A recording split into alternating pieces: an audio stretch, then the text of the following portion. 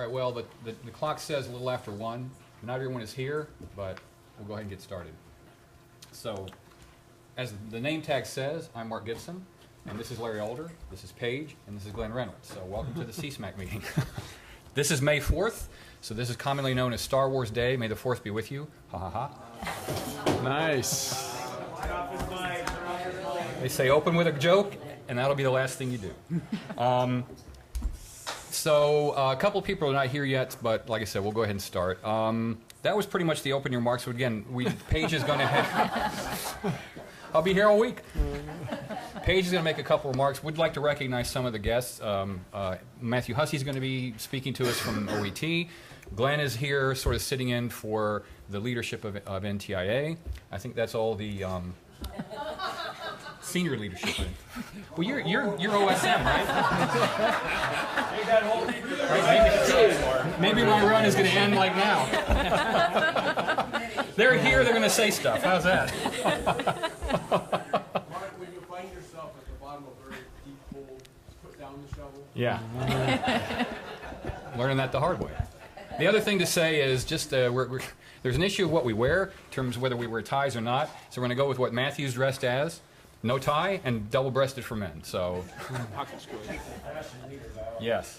So having dug myself into a hole, I'll now turn it over to Paige for her remarks. What did you want to do first? Oh, and I'm sorry. Bob's got some. He wasn't sitting there. Bob's got some housekeeping comments for NAB. Okay. Thanks, Mark. On behalf of the nation's radio and television stations, welcome to the National Association of Broadcasters.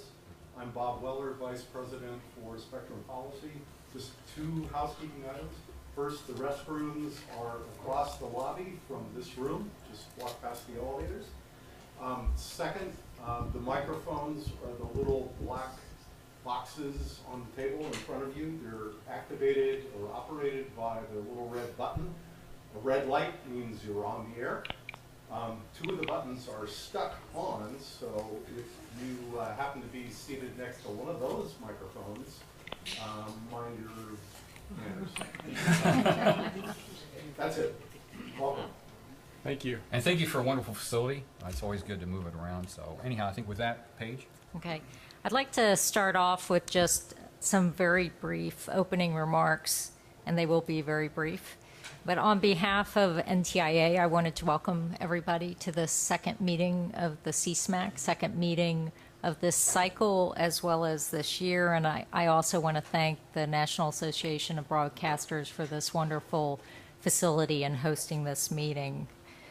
I think we're off to a good start on this CSMAC term, and I thank you for all of your energy and rolling up the sleeves and diving in, signing up for the subcommittees, and really responding to the issues that we've teed up to explore.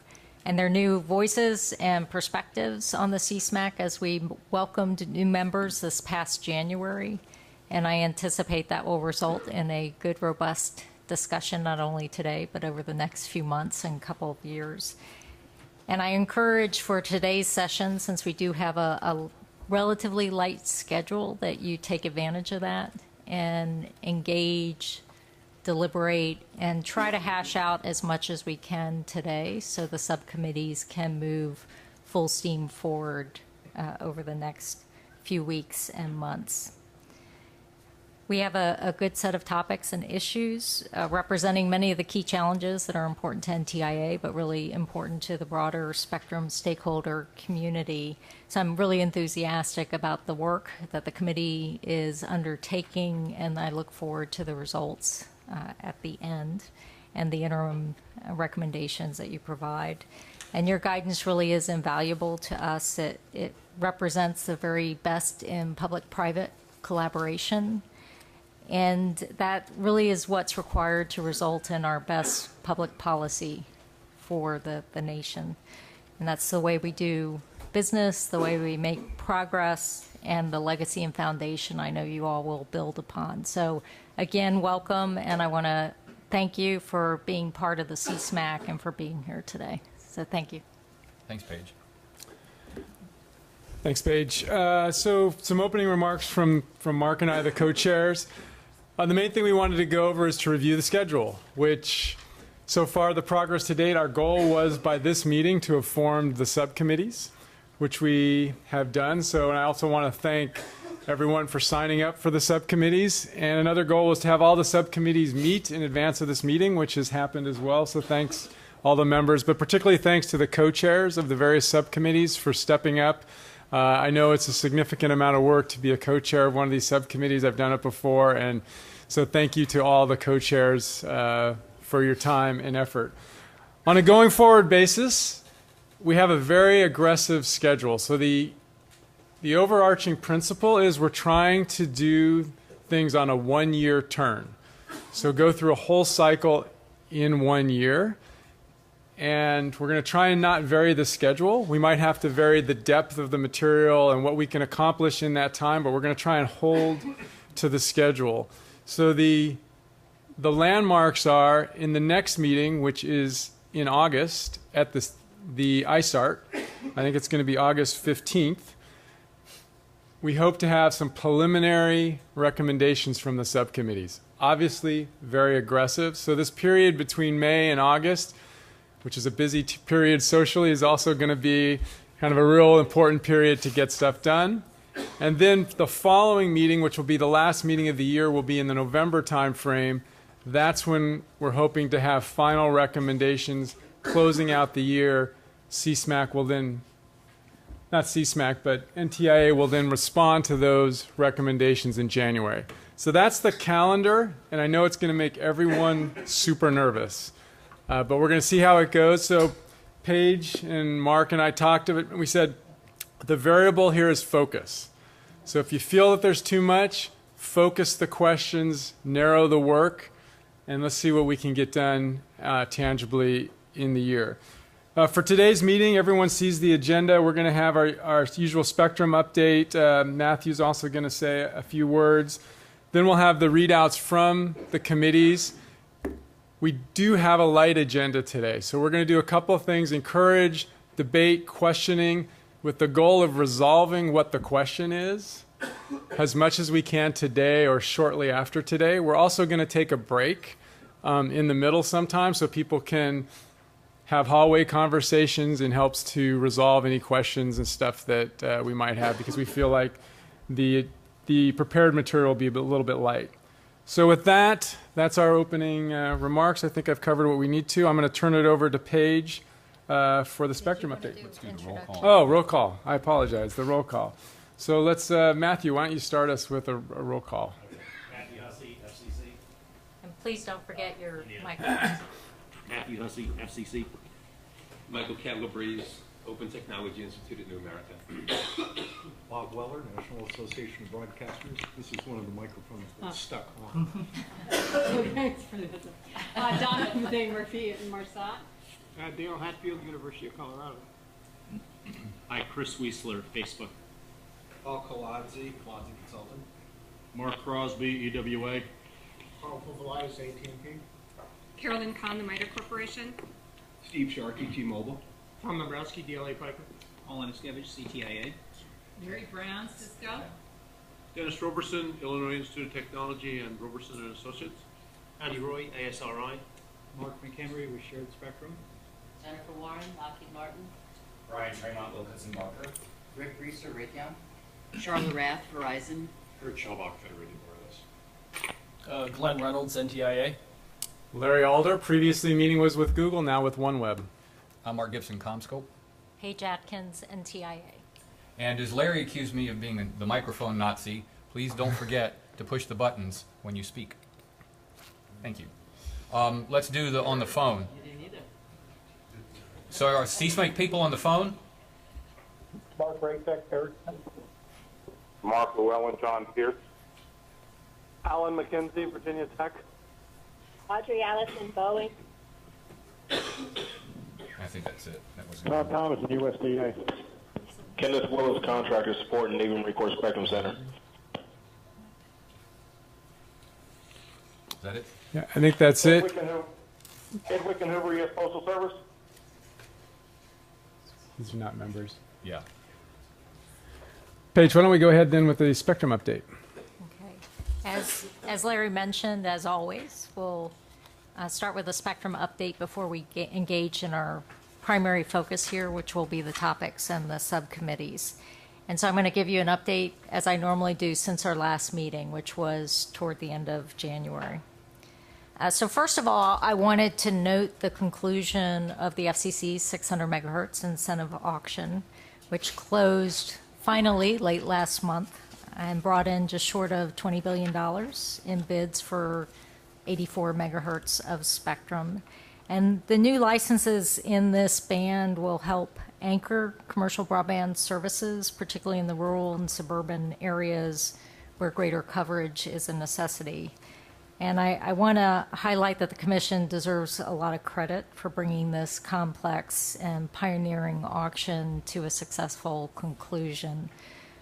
While the analysts continue to pore over the results and determine what they mean from a market perspective, the bottom line is the United States has taken a bold action to ensure that broadband providers have sufficient lower band spectrum. And for those keeping score, that means we now have made 340 megahertz of federal and non-federal spectrum available since 2010. Now moving up on the chart, so to speak, government and industry stakeholders are continuing to make progress toward implementing the innovative sharing and licensing approach in the 3.5 gigahertz band. At the last meeting, we noted that several Spectrum Access System, or SAS, administrators had been approved.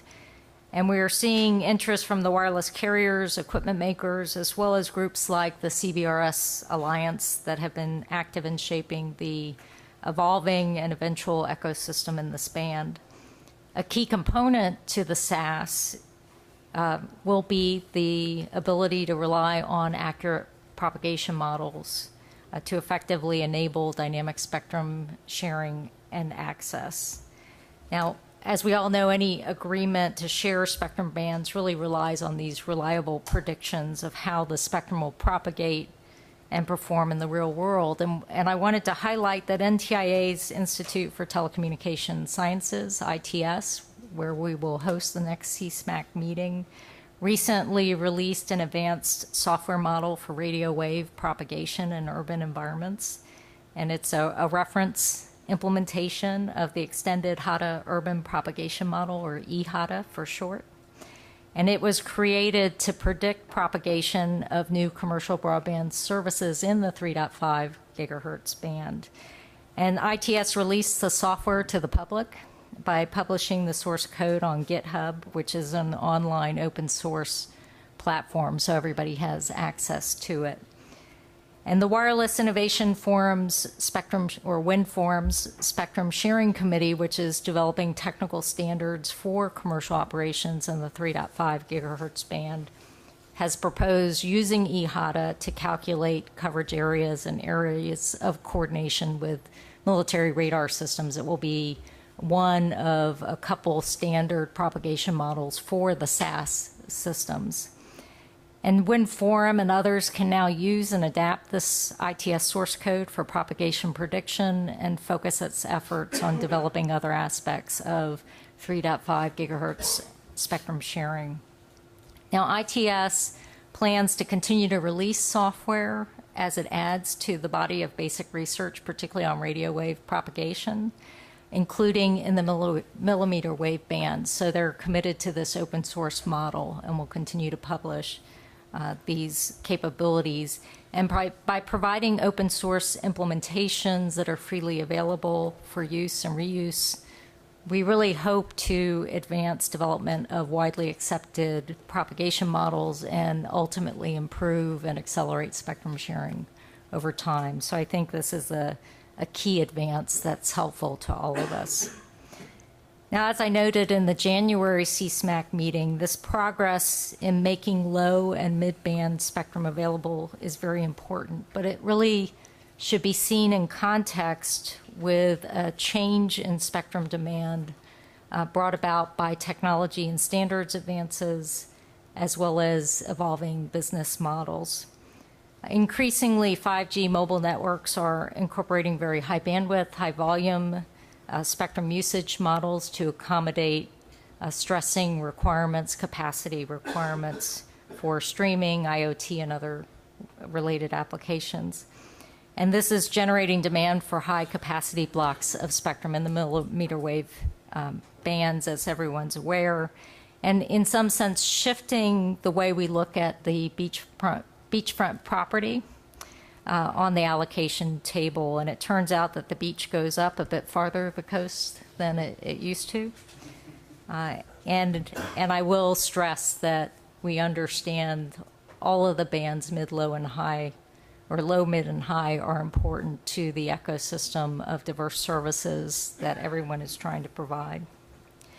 So to address the need for greater capacity, we continue to work with the Commission, agencies, and industry on making spectrum in the higher bands available for 5G and other services. And as I think all of you know, this is really progressing down two tracks: a domestic FCC proceeding and internationally an agenda item on the next World Radio Conference for 2019. The FCC Spectrum Frontiers Report and Order and further notice have set a course in the U.S. in determining the best bands for 5G. Meanwhile, the ITU is actively beginning its review of the bands, many of which, though not all, overlap the bands that have been identified domestically. And U.S. delegates have been preparing technical papers and are set to participate in international technical meetings later this month to closely examine the compatibility of bands above 24 gigahertz for terrestrial broadband. We have a lot of work to do on both fronts, domestically and internationally. And we also know that others around the world are focused intently on the 5G future. So we're on the thick of it, and we want to ensure that we continue U.S. leadership in this arena.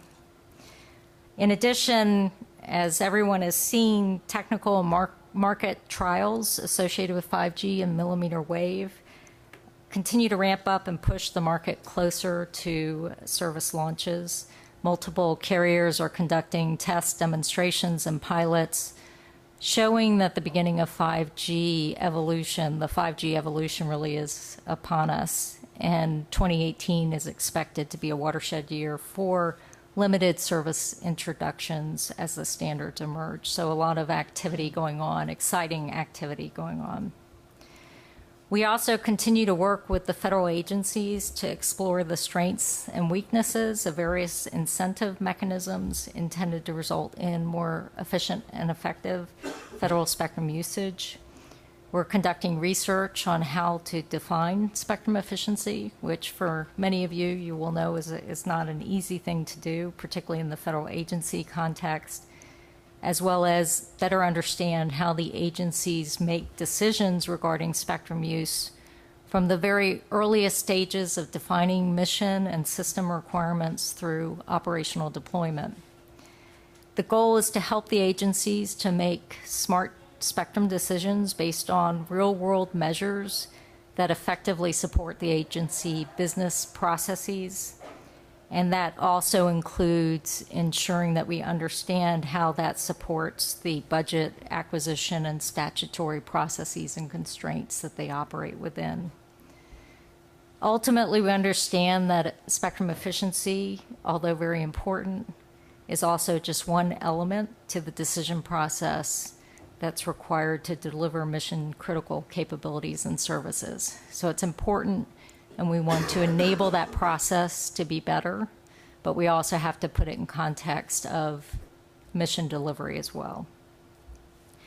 As I've said before, we strongly believe the most optimal incentives are ones that give the agencies the necessary resources to research alternatives to their existing use of spectrum and upgrade to more efficient technologies. As discussed during our last meeting, the Spectrum Pipeline Act of 2015 broadened the scope of eligible expenses covered under the Spectrum Relocation Fund, or the SRF. And this was a huge step forward and is bearing fruit as we speak, as the federal agencies are seeking funds to create opportunities to enable additional spectrum access for commercial users that would not have otherwise been pursued. And for example, and I think I mentioned this last meeting, the FAA, in partnership with DoD, DHS, and NOAA, is assessing the possibility of consolidating and relocating various radar capabilities. And this could eventually lead to freeing up at least a portion of 1300 to 1350 megahertz. And I anticipate the transmission of additional agency pipeline plans through the technical panel process and OMB to Congress over the next few weeks and months. So the agencies are interested, they want to look at opportunities, and this Spectrum Pipeline Act and the funds available are clearly helping them make that happen. Now, last but not least, NTIA continues to modernize and improve our spectrum management processes, including enhanced automation and spectrum data quality, not only to help us do our day-to-day jobs better and think of that, operationally, getting the frequency assignments to the agencies, certifying emerging major systems from a spectrum standpoint, but also to ensure we have the right tools and capabilities to support our future. Some of these improvements have already had a direct and positive impact on many of the activities I described earlier, but we have a lot of work yet to do, and we continue that. Now, I also wanted to highlight an upcoming workshop to be held by the Wireless Spectrum R&D Interagency Working Group, as affectionately known as WIZARD. And WIZARD was established under the Networking and Information Technology Research and Development Program to help coordinate and address key national R&D challenges and priorities related to spectrum sharing technologies. And the WIZARD will hold a workshop tomorrow on radio receiver systems, R&D innovation needs and impacts on technology and policy. And that will occur at the National Science Foundation in Arlington. And the workshop will address various topics around receiver technologies and policy issues, identify gaps, and make recommendations for additional research. And that could include tools, techniques, experimentation, all related to trying to close the gaps that they've identified. And I know many of you do participate in the WIZARD workshops, and we want to leverage the results of all of those workshops and discussions as appropriate to help us address the CSMAC topics that are before us. And from a receiver standpoint, we ultimately will have to address the performance characteristics of spectrum receivers in whatever form that takes to most effectively use all of the available spectrum. Now, looking forward, before we move on to the core discussion of the subcommittees, I want to underline the importance of the topics that we've established for this cycle. I believe that your work on these issues will help us move forward in terms of spectrum management and policy, and your guidance will be instrumental, as it always is, particularly as we move into this 5G era. And with regard to 5G, I have often said we have the opportunity to do this right from the beginning, and I truly mean that. The subcommittee has a key task in examining what technologies included in or should be considered for evolving 5G standards could facilitate sharing between federal and non-federal systems, and what deployment models of commercial 5G broadband networks and services could potentially maximize shared use of 5G spectrum. Getting recommendations in these areas will be very helpful as we explore sharing with emerging 5G services, particularly in the millimeter wave bands, but understanding that 5G deployments will not just be constrained to millimeter wave bands. Similarly, but in a somewhat broader scope, the enforcement subcommittee is looking at how to prepare ourselves for a more intensive and dynamic spectrum sharing future. How do we enable automated enforcement mechanisms at the network and device levels? What steps should NTIA take to implement automated enforcement mechanisms? And where does the government role dovetail with the private sector activities? Key questions here also include things like how should we address cybersecurity and privacy requirements? And that enforcement is a very complex and challenging area, and we've got some of our best and brightest on that subcommittee. That leads me to our third subcommittee, which is charged with attempting to define from an industry perspective what key characteristics we should look for when considering bands for commercial access. You can help inform us in terms of what is important to industry when thinking about the most appropriate bands for commercial deployments. Defining a set of guidelines or key characteristics that industry uses for their own business decisions could really help NTIA and the federal agencies as we assess bands for potential repurposing. And though I've already spoken about our ongoing incentives, activities to improve efficiency and effectiveness, we want to hear back from the last subcommittee on what additional policy actions NTIA should consider, including potentially building off of the additional funding flexibilities that were created as a result of the Pipeline Act, which could result in improved efficiency and effectiveness. We also want to learn about best practices on how industry optimizes their spectrum efficiency across different bands, disparate networks, and diverse set of service requirements. Industry's experiences could help inform the federal efforts to reach the most effective use of federal spectrum resources.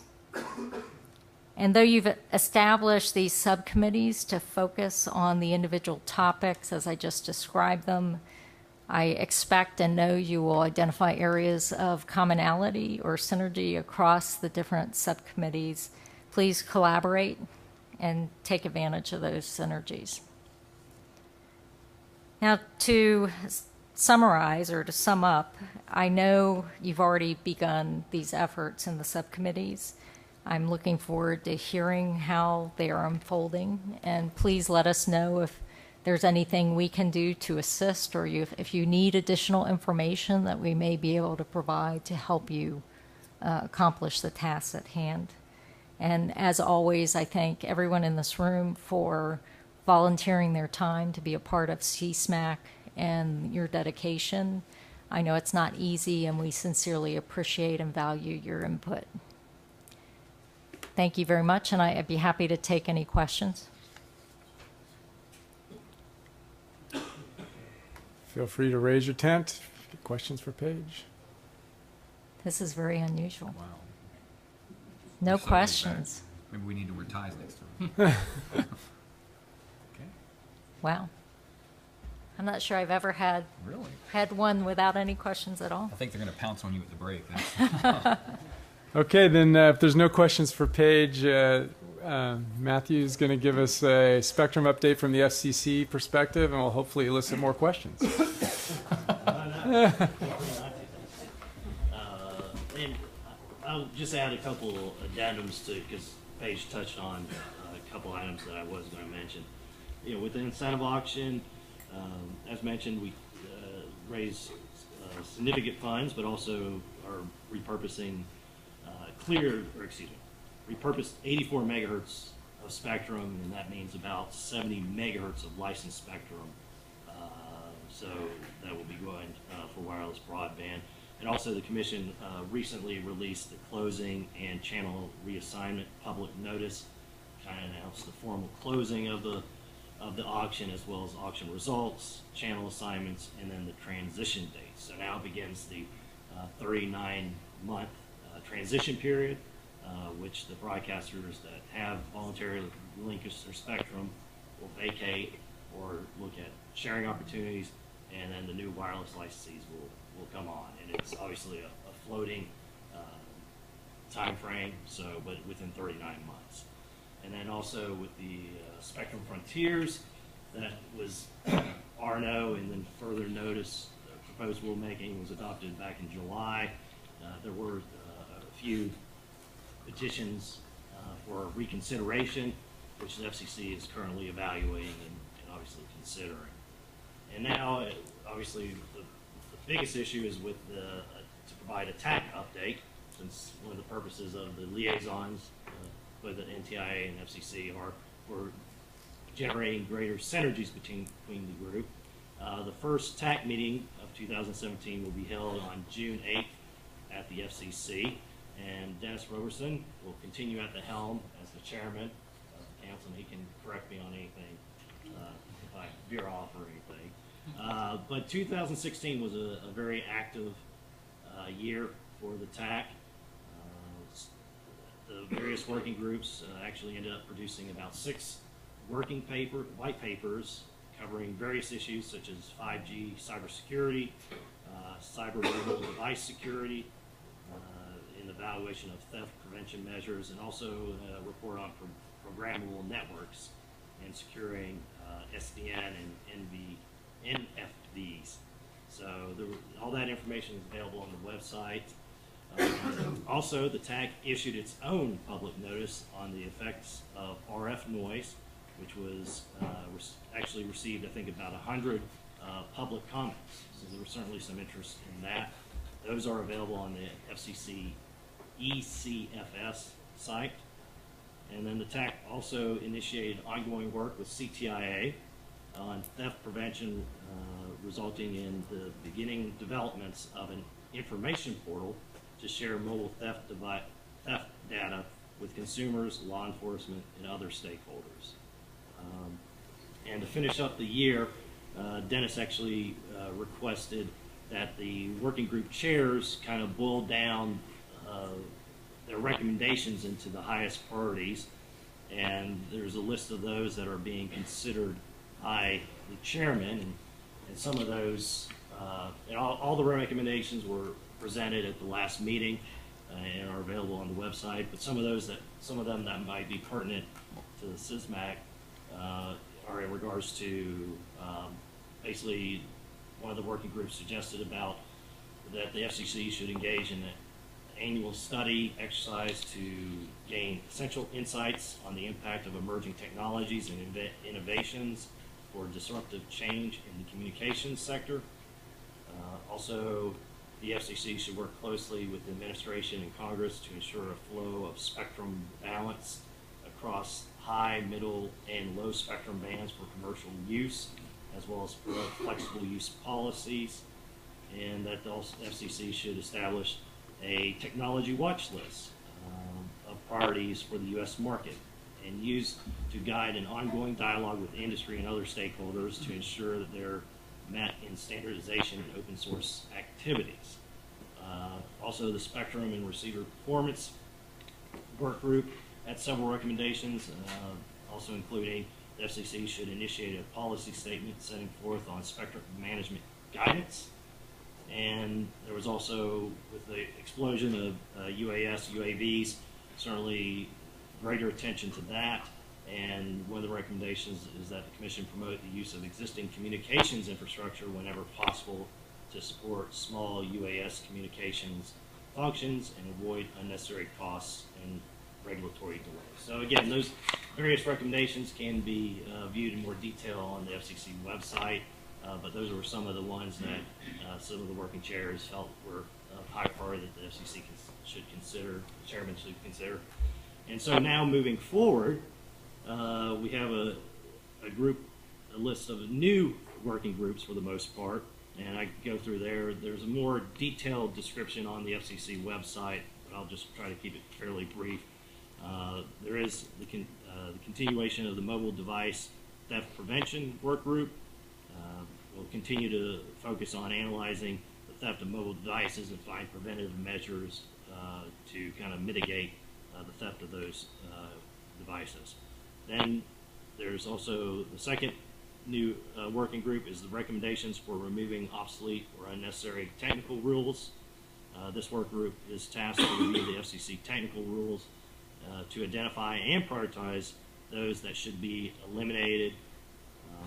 Obviously, with the rapid pace of technology and technology and innovation, sometimes the rules that even were adopted only a few months ago need a fresh look or need to be revised.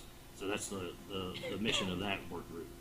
The third work group, implications, of next generation TV broadcasting technology. Any of these probably pretty interested in that. Obviously, with the next generation ATSC3, that really is a game changer in broadcasting technologies. There's an opportunity for broadcasters to provide a whole suite of new services. And so this working group will be tasked with looking and considering of how ATSC3 might fit into the overall communications landscape of the future, given the significant changes in the technology and the services that can be provided from it. The fourth working group is broadband deployment technology challenges.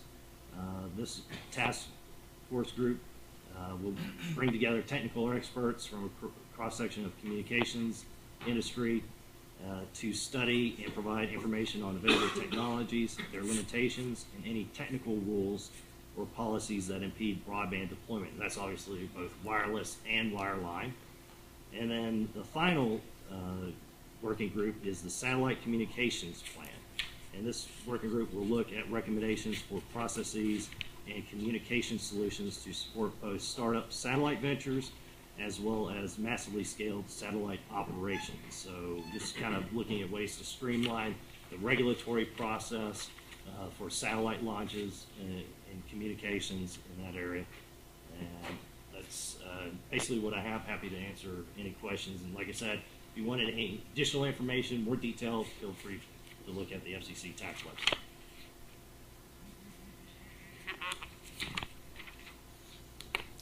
Dale, got a question? Go ahead. Break the ice. I'm candidly. Push on your button there, Dale. Oh, I'm sorry. I'm candidly disappointed that the commission is not continuing anything in the enforcement area. I know I'm a sort of a one-trick pony sometimes these days with my emphasis on enforcement. But having worked on this committee on enforcement and finding that the FCC is backing away in terms of its advisory and enforcement, sort of, like I say, dismays me.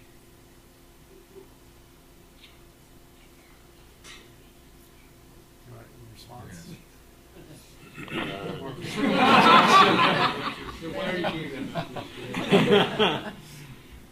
Well, certainly I would,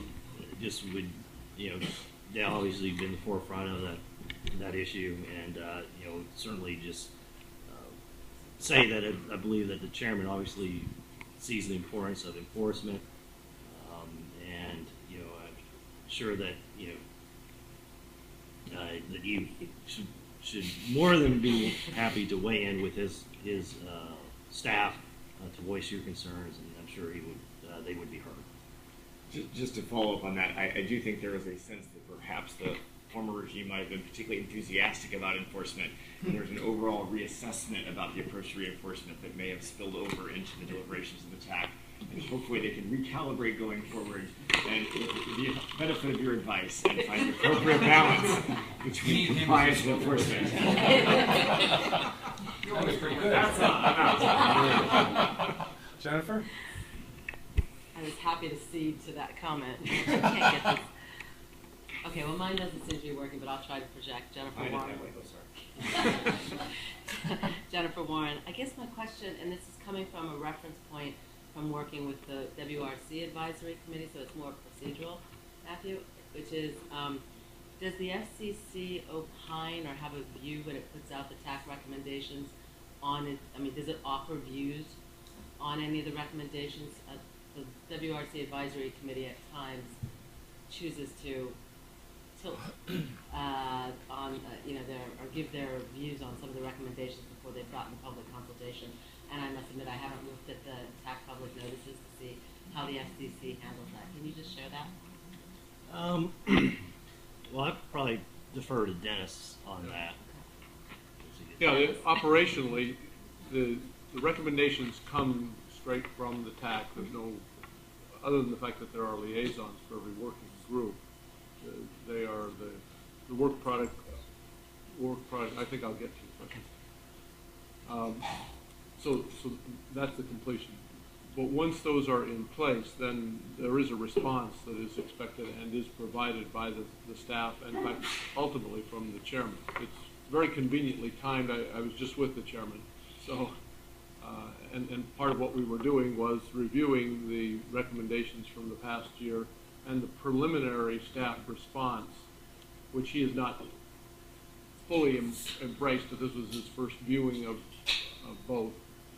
Just a word, and I'll state the obvious, but there's been a huge transition in the FCC, and with that transition, there are a lot of things that are being reconsidered, and some of the things are not quite as smooth as perhaps in other years where there's more of continuity. But that's to be expected. It's not an unusual thing, because there is a changing of the guard, and there are different perspectives, and so there's just timing of getting in place and so on. But I think the good news, at least for the TAC and for those involved with the TAC, is that our new chairman of the FCC is very strongly supportive of the TAC, and that was, since I was just there an hour ago, I can speak to that very directly. Spent 45 minutes until one of his staff guys grabbed him and said, "You got to leave." But he was very engaged, very involved, very interested in not only the work product, but also the procedures, how we move forward, and looking to continue to optimize those, and to be engaged personally, which was very, very good to see from me, for me on behalf of the TAC. And as we move to coming years, I think there will be even more of the chairman's imprint on what he wants to see, and whether that's enforcement or other tasks. He recognizes, in a way perhaps he didn't until an hour ago, how much his personal imprimatur goes on the working groups for the TAC. And so we'll see him continue to be very involved, and he's looking forward to participating in future TAC meetings and all the rest. Did I finally meander to your question, or no? Mostly, thank you. And I would also add, Jennifer, that at the TAC meetings, it also, Julie Knapp mirrors what Paige does and kind of goes through the recommendations and what the FCC, if any action has been taken, to keep them informed of that. So to that extent. Yeah, and that was part of the review this morning, in preparation for a response on the June 8th meeting. So it's Bob Weller with NAB. It's a little surprising to me that with 100 comments received on a notice of inquiry dealing with RF noise, that no further activity is apparently planned, or no actionable recommendations are being made.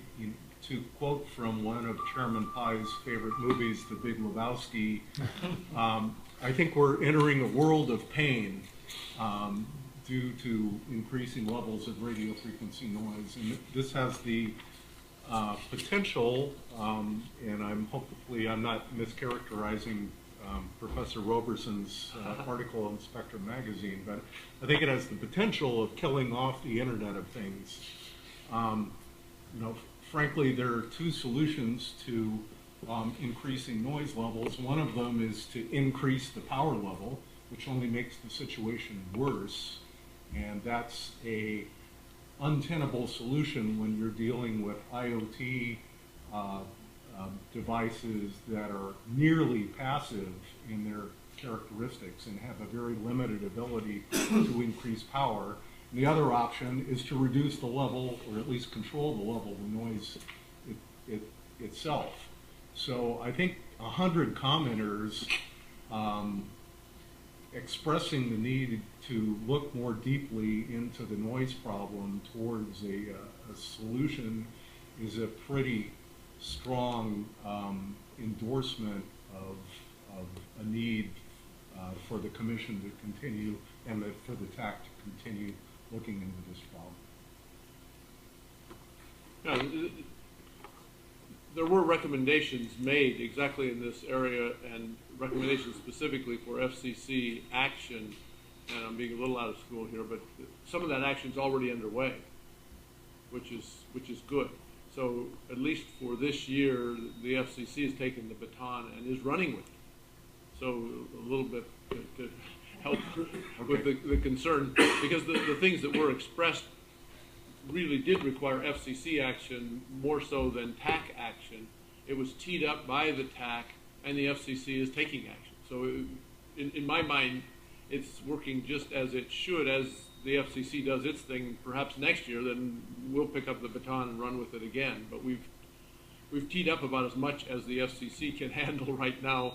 Us providing more recommendations in this space would probably not be helpful while they take the ball and actually perform on the requested actions from last time around. Yeah, and I want to reinforce that you'll see that in the CSMAC as well, where we had enforcement being addressed, and then we took a year from CSMAC looking at enforcement so NTIA could address some specific actions, and now we're revisiting enforcement within the CSMAC. So I think that's a healthy balance, because you want the Commission and NTIA to take actions against the recommendations. Mark? Okay, I had two things. I want to go back to the CBRS, and I noticed that there's 3 board members of the WIN Forum in here and 1 board member for the CBRS Alliance. So I don't think it's unsafe to say that we appreciate the work that the Commission and NTIA are doing to support that. A lot of heavy lifting on your part, and so the resources you put on all that work have made a big difference, and so really, really appreciate it. Matthew, so the Part 95 has been redone. There's a new order out, I believe. And in that, you've renamed the Citizens Band Radio Service the CBRS. So now there's 2 CBRSs in the Commission's rules, and so that's causing a little bit of schizophrenia in the industry. So I was just wondering if you can talk to that a little bit, or? I can't. Okay. But I have noted it. Thank you. I'm sure there will be at least 1 petition for consideration or an ex parte on that, maybe 2. So thank you. All right, I think with that, maybe we'll move on to the next section of the agenda, where Mark's going to lead us through the subcommittee work. Okay, Mark Rachik, are you there? Yes, I'm here. Okay, so if you could do the brief on 5G, and we'll help you along. Okay, just want to, I'm the co-chair of the 5G subcommittee along with Marion Sermon, and so we apologize for not being there in person, but I'm glad to be able to participate. Stand by, Mark. On the bridge. There's some packet loss going on. Hold on. Speak up a little bit, and everybody else should be muted. Yeah, can you speak up a little bit, Mark? More? Oh, yeah. Is that better? That's better. That's better. Because your end has a lot of gain on your end, so it's blowing my ears out. What I wanted to talk about is the slides. Are they posted? Because I'm looking at the webcast, and there's about a 2-minute delay there, so I can't really tell whether the slides are posted. Don't worry about the slides. Everybody here has a copy of them, so just assume we're following along with the bouncing ball. Okay, that's good. So just wanted to start out with the membership there, is that we welcomed our NTIA liaisons, Rangam and Amy, and also we have a new member that's been added as well. It's Donna Murphy, and welcome her as well. We had our first meeting on the 12th of April, and at that meeting we worked on the work plan, and specifically we took a look at sort of the scope of the questions to identify sort of whether we understood the questions and we could actually begin working on the questions. And we did come across a very good discussion. There was some uncertainty about sort of the scope of the questions, because when we consider a sharing environment, then we are considering both sides of the equation. And in this case, we're talking about 5G standards and we're talking about federal systems.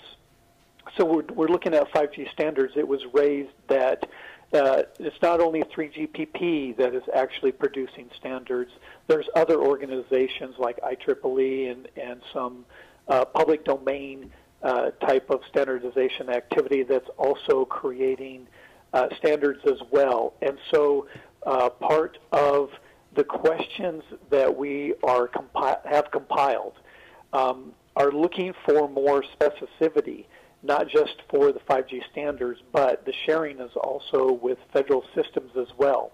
And that's a pretty big issue there.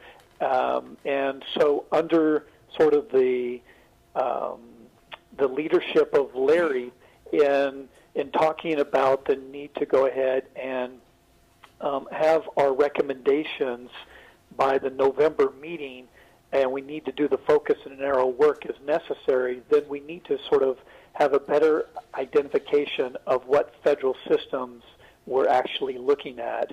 And so what we've done is we looked at all of the questions, we came up with some sort of identified some assumptions, some additional questions for clarifications, etc. We compiled this list from the members. We sent it back out to the members early this week, had them take a look at it, and they have until Friday to go ahead and provide any additional questions or maybe some improvements on sort of the way that we've sort of asked our question, and that information will be forwarded on to our NTIA liaisons so they can take a look at it and provide us with some additional, hopefully some clarification. So if you look on sort of the last slide here on the work plan, this is going to need to be modified. We had the recommendations are due December 2017. Now we know that that's going to be in November.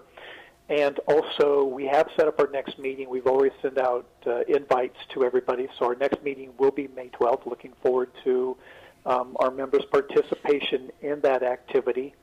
And we are looking probably at that meeting to receive any sort of observations that NTIA may have on the questions that we'll send them most likely tomorrow, the compiled questions. And at that time, we'll sort of have a better understanding of what the scope of our work will be, and we will at that time look to identify sort of volunteers or how to actually progress towards the recommendations. And that's it for my briefing. Okay, thanks, Mark. Anybody else on the 5G committee want to add anything to that? Okay. Any questions for Mark or anybody else on the committee? Comment. Okay. Paige has a comment. I appreciate that information, and we look forward. I know the liaisons look forward to working with the subcommittee and addressing and clarifying the questions. What I would ask is that I think sometimes we get too focused on specifics when we're trying to address issues in, I'll say a little more from an abstract standpoint, and I know that's difficult when we talk spectrum and sharing. But for instance, sometimes we want specific systems identified in specific bands, specific services, and what I would ask is that we think about, because these systems and capabilities will evolve over time, both on the federal side as well as the commercial side, that we think of it perhaps a little more in terms of categories of types of systems that may be airborne applications or terrestrial applications, could be more localized or not, as we think about what capabilities, waveforms, or other technologies could just enable sharing between different categories of services.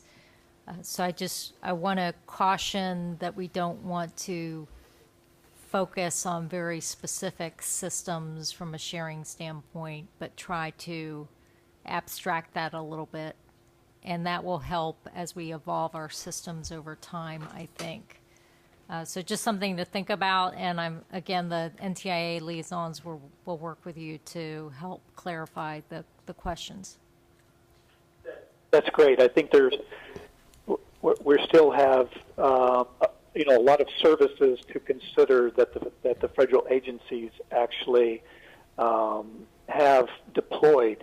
So it still gives us sort of a number of choices here, but I understand what you're saying is that less about the specificity, because we did have specific questions about whether the receiver's performance of the 5G standards and considering sharing also applied to federal systems as well. So, what you're saying is that basically look sort of a little broader, a little bit more abstract, and look at the services standpoint. We may have to even narrow that down a little bit, but I understand what you're telling me. Okay, thanks, Mark. One thing I'd do to exemplify what Paige just said is, and I've seen this generally with what way we've been working with the liaisons, is they're very good at helping to clarify the position that NTIA has in sort of interpreting what NTIA is looking for. And Amy and Rangam on this one have done a pretty good job on that, to the extent I think we only had 1 or 2 meetings. So I think, you know, that avenue can really be used to help if we get wound down into a specific question. Just rely on the liaisons to get clarity on that. So I think that'll help a lot. Okay, Yep, thanks, thank Mark. Next one would be the band key characteristics. Who's got that one? Charlotte and I are the co-chairs. Okay. I think I'll go first and let Charlotte come in behind. And really, we did not have a written report, so don't look for a written report here. We did have 2 different calls, although I will say our first call happened within minutes after the FCC released the auction closing public notice, so I would say our call was fairly distracted, to include the co-chairs. So we did have a good first call where we did sort of go through the questions, and it was put to the subcommittee members to see if folks had questions about the questions. I think the only real clarifications that we got out of that was to make sure the focus was not limited to just certain services, make sure it's licensed, satellite, terrestrial, unlicensed broadly, and also to consider exclusive versus shared in each of the license discussions as well. So broadening the scope and making sure we're not too focused on any particular sector when you look at the key characteristics that people are looking at for spectrum. The other good news is on the second call, we actually got down to sort of brass tacks because we have 5 different sort of sub-questions here. And thankfully, Charlotte and I have a very active group, and everybody stepped up without me volunteering too many people to sort of address each of these questions. So we've now assigned people for each of the 5 questions to at least do an initial run-through of a draft with the hope of at least having some sort of draft response by the end of this month. Actually ask for like June 2nd turn in for those first assignments, if you will. And we already have another scheduled call for June 12th to sort of talk about those first drafts to try and get feedback and see where things go. And I think the big concern from the drafter standpoint is, do we need recommendations right now, or is it really drafting? And we sort of said, focus on the drafting because recommendations sort of fall out of the drafting. So that's sort of our plan at this point, and I think we understand that we have that August time frame to have something there.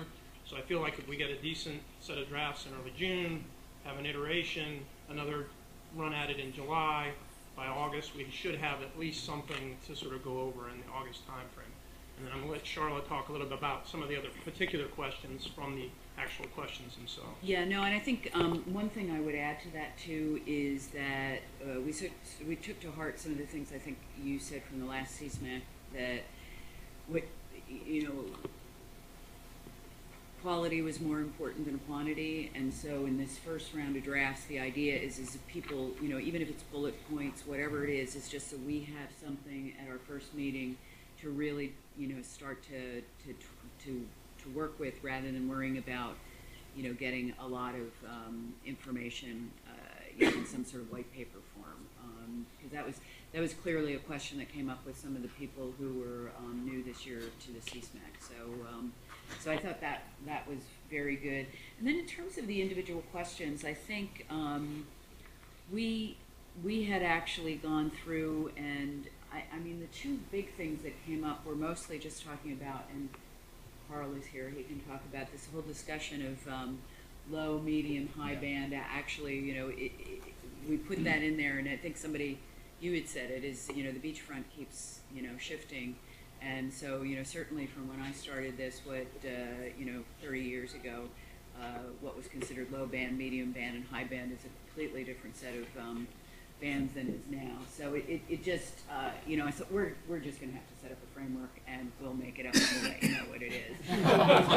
So we're not going to make it up. That would be wrong. We'll carefully create. We'll report the facts. We will. Yes, we'll stick to the facts.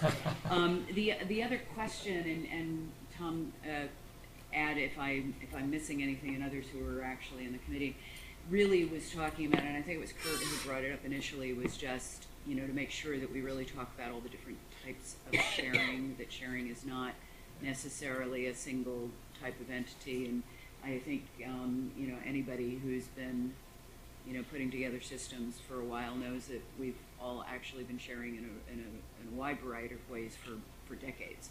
So I think that was another important discussion, and luckily Kurt then volunteered to take on that question. So same thing with Carl and the other question.